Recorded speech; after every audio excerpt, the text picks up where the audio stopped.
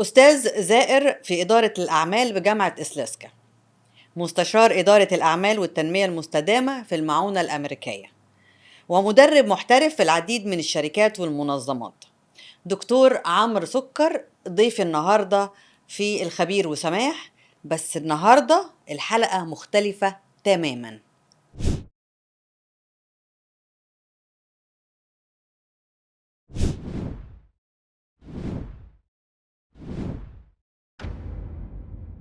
مساء الخير يا دكتور. مساء الخير يا فندم، اهلا بيك. منورني في الخبير وسماح. اهلا بحضرتك، اهلا بيك. حضرتك بتتكلم كتير عن المانجمنت وإدارة الأعمال ومؤتمرات ومحاضرات وتدريبات وكل حاجة، بس النهاردة حلقتنا هتكون مختلفة شوية. عايزين نتكلم عن أكاذيب في عالم إدارة الأعمال. دي حاجة أعتقد الناس ما بتتكلمش عليها، ودي أسباب مهمة جدا لنجاح أو فشل المنظومة. طيب خليني اتكلم كده بفكره عامه، ان دايما الناس بتبقى ماشيه بحاجات كده بتعتقد ان هي مسلمات.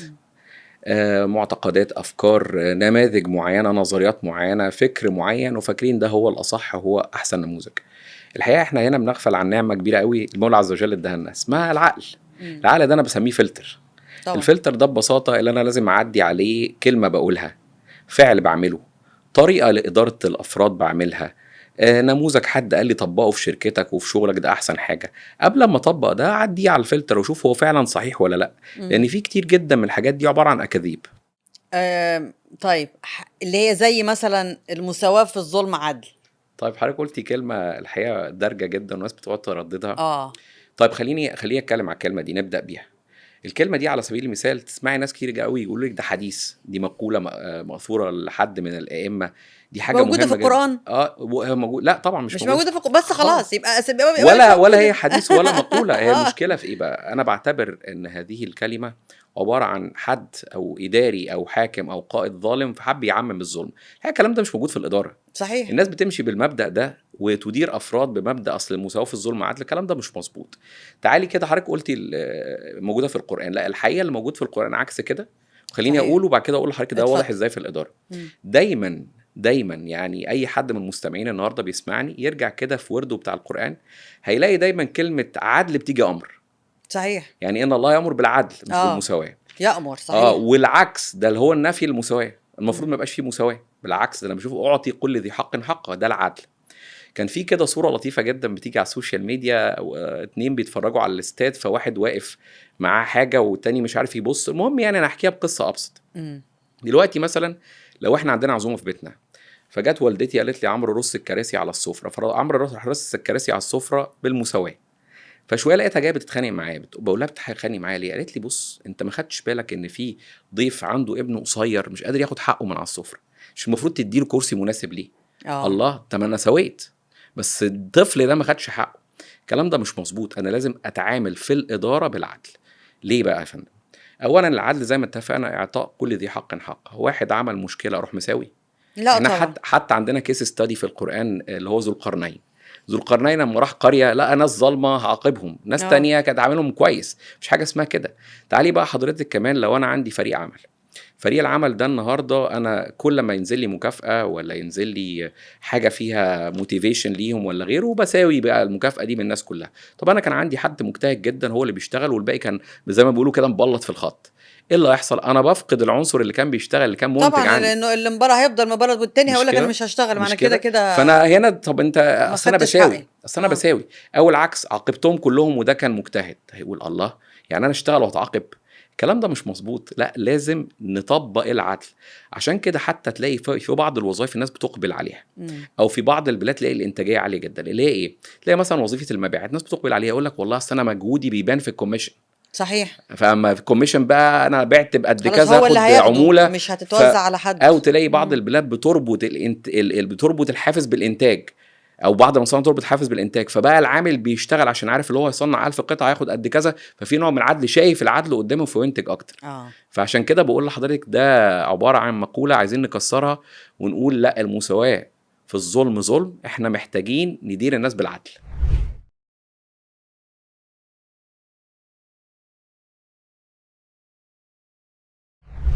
ازاي اقول ان العمل ده ناجح وازاي اقول ان العمل ده فاشل؟ طيب هو ببساطه جدا اي عمل عشان ابدا قبل ما ابداه لازم ليه هدف، في مستهدف احنا عايزين نوصل له، وزي ما بحط مستهدف في معايير قياس. النهارده لما بتفق على المستهدف اللي احنا عايزين نوصل له من العمل اللي هو المخرج الاوتبوت، وبتفق على معايير القياس. خلينا نبسط للناس الموضوع ببساطه جدا للاداره في حاجه بسيطه خالص. دايما انا بشبه الاداره بالمكنه بتاعت فؤاد المهندس بتاعت فيلم عائله زيزي. المكنه طلعت قماش، مم. فالمكنه طلعت قماش دي كان ليها مدخلات ومخرجات. فؤاد المهندس كان في الفيلم كان بيعمل ايه؟ بيدخل من الناحيه دي قطن، مستني من الناحيه التانيه ايه؟ مم. قماش. قماش. طيب فانا عندي القطن ده في الاداره اسمه موارد، اسمه ريسورسز، والخارج اللي بره ده القماش ده اسمه اهداف او منتجات او خدمات. طيب المكنه دي ليها آلية عمل، صح؟ اي مكنه في الدنيا ليها تأكيد. آلية عمل، دي بقى بنسميها الوظائف الاداريه. ايه الموارد اللي داخله دي؟ يا ترى انا عملت لها خطه مناسبه واستغلتها استغلال مناسب؟ يا ترى نظمتها تنظيم مناسب بناء على المهام؟ يا ترى كان عندي قياده سليمه كانت بتحفز الناس عشان توصل للهدف ده؟ يا ترى كنت حاطط معايير للتحكم والرقابه للاداء ولا لا؟ لو مشيت بالفكر ده الموضوع ببساطه جدا هقدر اقيسه، وموضوع يبقى فيه ترانسبيرنسي او شفافيه ما بين المديرين والمرؤوسين. فده من الأساس ده المدير الإدارة. طيب المدير اللطيف الديمقراطي ولا المدير المتعسف الجامد؟ طيب خلينا يعني نتفق. بيقول لك القائد حلو المدير وحش. طيب احنا دخلنا في موضوعين، تعالي نتكلم عليه. اه خدعه كبيره قوي كل شويه الناس تقول لك اصل لازم الناس كلها تبقى قاده والمديرين وحشين، ولازم اصل القائد بيحط الرؤيه وبيحفز الناس لكن المدير بيبص مش عارف على تفاصيل وهكذا. طب خدعوك فقالوا الكلام ده ليه؟ هو احنا بندي محاضرات وتدريبات عن القياده لمين؟ للمديرين. ايوه فانا اصلا عايز المدير القائد، بالظبط. وحضرتك اللي بيقوم بيه المدير مهم جدا واللي بيقوم بيه القائد مهم جدا. انا النهارده لما باجي اتكلم على القائد اقول والله القائد ذو رؤيه، والقائد يهتم بالافراد مش بالمهام، والقائد محفز. حلو جدا، عمل ده كله. طب انا عايز اطبق على الارض، محتاج حد يتابع تفاصيل، محتاج حد يحط سيستم، حد يتابع بيرفورمانس، وده دور المدير. فانا بالتالي عايز المدير القائد. فدي برضو من الاكاذيب اللي هو القائد حلو ومدير وحش. لا، انا عايز المدير القائد، عايز ليه ما مهارات يبقاش كده. هو ايوه المدير القائد بالظبط بالظبط؟ انا عايزاه بالظبط هو واحد على بعضه مدير قائد. بالظبط بالظبط انا عايز مدير عنده مهارات القياده وكمان عنده بالظبط ادوات الاداره. مدير عنده مهارات فيطلع القياده. لي اللي انا عايزه مظبوط. النقطه بقى الثانيه اللي حضرتك اه اشرت اليها اللي هو يا ترى بقى القائد الدكتاتور ولا القائد الديمقراطي؟ بصي في ما بقاش. اصل في مديرين بيتعاملوا بمنتهى القسوه مع الناس على اساس ان هو ده لما يبقى كده هو بقى كده طيب قوي. خلينا نتفق على حاجه. الموضوع ما بقاش ثابت. يعني زمان يقول لك اصل المدير الدكتاتور ده وحش والديمقراطي حلو، او العكس، ده حلو وده وحش. لا، احنا دلوقتي بنقول القياده الموقفيه، بمعنى ان كل نموذج للقياده ليه الموقف بتاعه وليه مرؤوسينه. مم. بمعنى انا النهارده ممكن اكون محتاج القياده الدكتاتوريه او بنسميها اوتوكراتيك ليدر. تخيلي بقى امتى بقى؟ في مواقف معينه. انا في النهارده مواقف ايوه. لو عندي مورد، يعني مورد ناقص جدا اسمه الوقت، ما عنديش وقت. هنا بلعب دور الاوتوكراتيك ليدر او القائد الدكتاتوري. انا لازم اخد قرار دلوقتي، مفيش وقت ان انا اجتمع بالناس واخد منشور وهكذا. حاله تانية، حصل صراعات ما بين فريق العمل، مين اللي يحسم ما بينهم؟ مين اللي ياخد قرار؟ القائد طبعا. فهنا لازم يبقى اوتوكراتيك. النهارده لو انا معايا فريق عمل لسه متعين النهارده ولا عنده مهاره ولا عنده رغبه في الشغل، فلازم يبقى ديكتاتور. طبعا. طب تعالي بقى اعكسي. انا النهارده لو عندي افراد عندهم مهاره وعندهم رغبه، فدول ممكن افوضهم وادي لهم المشكله يفكروا في حلول. طبعا. لو عندي اتاحه من الوقت وبتكلم على الخطه بتاعت السنه الجديده والفوركاستنج وغيره، فعندي وقت النهارده اللي انا نقعد في ميتنجز ونقعد في برين ستورمنج ونبدا نفكر في بكره وضعه ايه. يبقى في استفاده للطرفين. لو ما فيش صراعات وفي تناغم ما بين فريق العمل في الحاله دي، لا ده انت هنا لازم تلعب القائد الديمقراطي، ويبقى في نوع من الفلكسبيليتي والمرونه ما بينك وما بين فريق العمل بتاعك عشان طبعا. تطلع بنموذج ايجابي احسن من ممكن يكون انت قرار واخده ممكن يتحسن عن طريق الافراد الرائعين اللي معاك. صحيح. فهنا انا بنتقل من نموذج لنموذج بناء على الموقف وبناء على المرؤوس.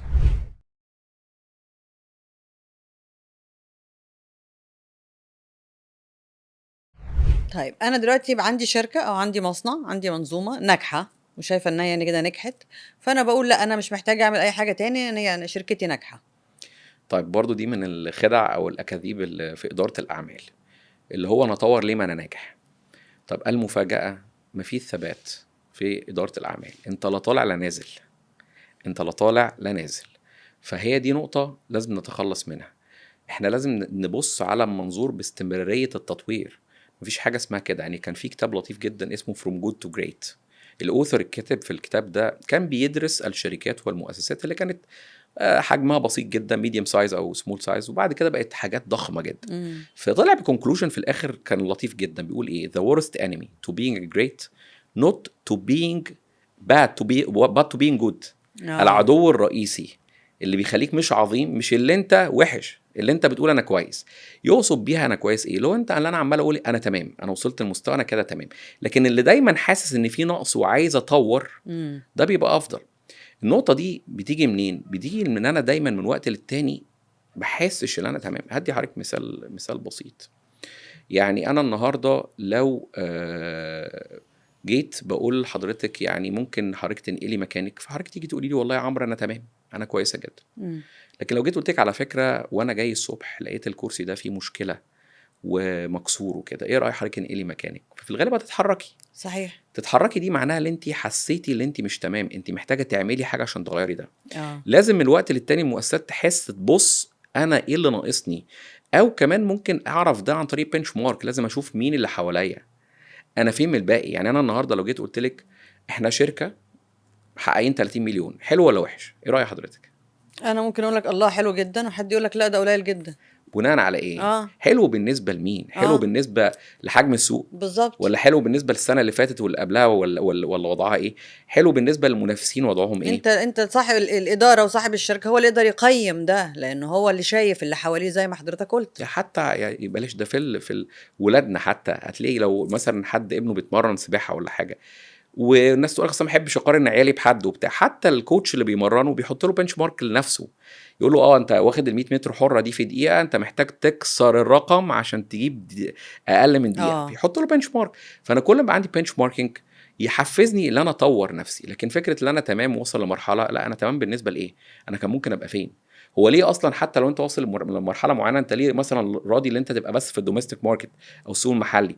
ما تفكر ان انت تبقى براند انترناشونال او مالتي ناشونال، تخرج بره الاطار المحليه.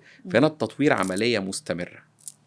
طيب دلوقتي انا عايزه ادير حاجه جديده، ولازم عشان ادير حاجه جديده دي يبقى معايا موظفين ويبقى معايا، ازاي اقدر اجمع كل الناس وابقى انا مديره؟ هل دي ليها مقاييس معينه، ليها تعليم معين؟ طيب هسألك سؤال. ايه الحاجات الرئيسيه اللي تخلينا نحول حاجه اسمها مجموعه لتيم؟ ايه؟ طيب اول حاجه لازم يبقى في ليدر طبعا. طول ما فيش ليدر فاحنا اسمنا مجموعه، صح؟ احنا عايزين نبقى تيم. طيب فاول حاجه ليدر. الحاجه التانية جول وهدف. هنا هدف بنسميه هدف مشترك. يبقى انا محتاج قائد. يبقى حضرتك لازم عندك مهارات قياده. مهارات قياده من ضمنها التاثير، الناس دي تقتنع بيكي، تقتنع بكلامك.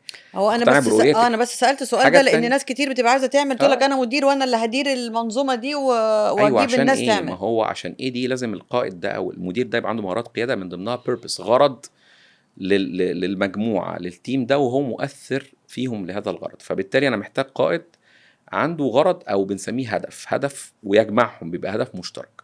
دي الحاجه التانية. الحاجه الثالثه والمهمه حاجه اسمها فاليوز، قيم مشتركه. لو الفريق المجموعه دي اللي احنا بنقول اسمها مجموعه بقى لها قائد، ليها هدف واضح مشترك، ليها قيم مشتركه، ساعتها هنسميها تيم وهيطلع بنتائج فعاله وايجابيه. أكيد. غير كده مش هنطلع باي حاجه. لا تعالي كده تخيلي، تعالي نشيل واحده من المعادله اللي احنا قلناها. تعالي كده مجموعه من البشر ما لهمش قائد، صراعات للصبح، مفيش توجه معين.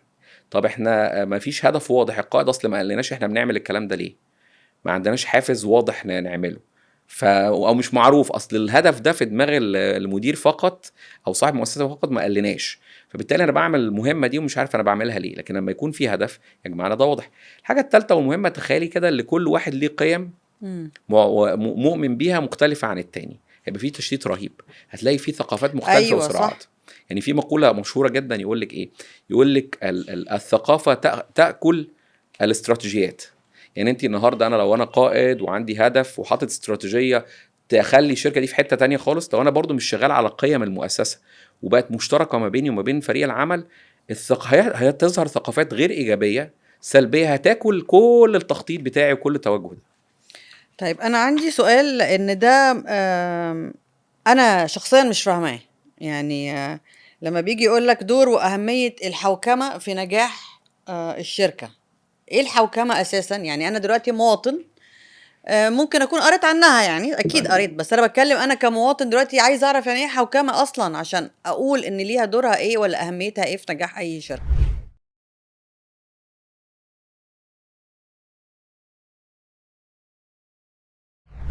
طيب خليني اكلم حضرتك على اجابه السؤال ده. اه مش كلام اكاديمي ونظريات والكلام الصعب زي ما حضرتك قلتي كده بتاع المؤتمرات ايوه نوضح للمشاهد كده بطريقه بسيطه خالص.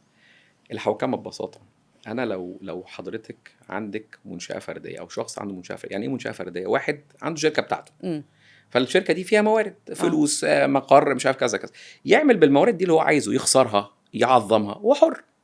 طب لكن تعالي بقى لو بصينا على شركه مساهمه، هنا الموارد دي بقت بتاعت مين يا فندم؟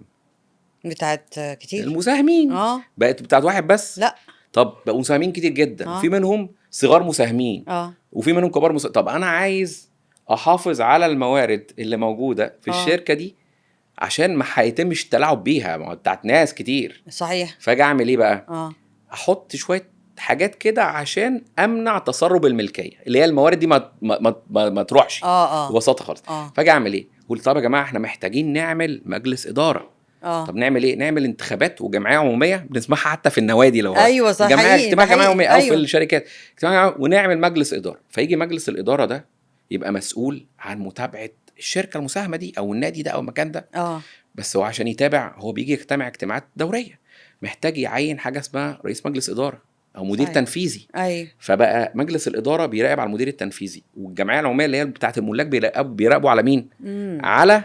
على مجلس الاداره. صحيح. ويجي المدير التنفيذي يدير بقى. بره ده كله يجي حاجه اسمها هيئه الاستثمار بتراقب على الشركات المساهمه. الله، ده بقى فيه تعدد رقابه. وكمان المفروض الجهات دي كلها تنشر معلومات، يبقى في حاجه اسمها شفافيه. طبعا. تمام. ويبقى في قانون واجراءات وسياسات بتحكم العلاقه ما بينهم. تمام. ده اسمه حوكمه. تعالي بقى نتكلم ببساطه جدا. حضرتك قلت لي كمواطن. بالظبط. كمواطن. اه طيب الموارد اللي موجوده في الدوله، في مصر، في اي دوله، بتاعت مين يا فندم الموارد دي؟ بتاعت الشعب. اشكرك. فده الشعب اهو. فالشعب عشان حد يتابع موارده بيعمل ايه؟ بنعمل انتخابات، مجلس نواب. فبيجي مجلس النواب اكنه هو مجلس الايه؟ الاداره. يتابع لنا ايه؟ الموارد بتاعتنا. فيعين مين؟ رئيس مجلس الوزراء بقى، ده بالوزراء اسمهم السلطه التنفيذيه. عشان تطبق الخطط بتاعتها وهكذا. بس مجلس النواب بيراقب عليها. ويجي عندي سلطه خارجيه اسمها السلطه القضائيه، ممكن على فكره الشعب ده يلجأ لها، حتى ممكن يقاضي فيها الحكومه عادي جدا. فبقى عندي تعدد سلطات ومفروض في شفافيه. مجلس النواب بيفصح عن معلومات، ومجلس الوزراء نفس القصه قدام مجلس النواب، ونفس الكلام الشعب لازم يعرف. وفي قانون بيحكم العلاقه ما بيننا. يبقى معايير الحوكمه ليها علاقه بالشفافيه وتطبيق القانون، وليها علاقه كمان بتعدد السلطات اللي تؤدي الى نجاح الشركه. بالظبط. يا رب اكون وضحت ببساطه. جدا اشكرك جدا يا دكتور عمرو، شرفتني ونورتني. شرف لي. شكرا. خلصت حلقتنا النهارده من الخبير وسماح، واستنونا في حلقه جديده. شكرا.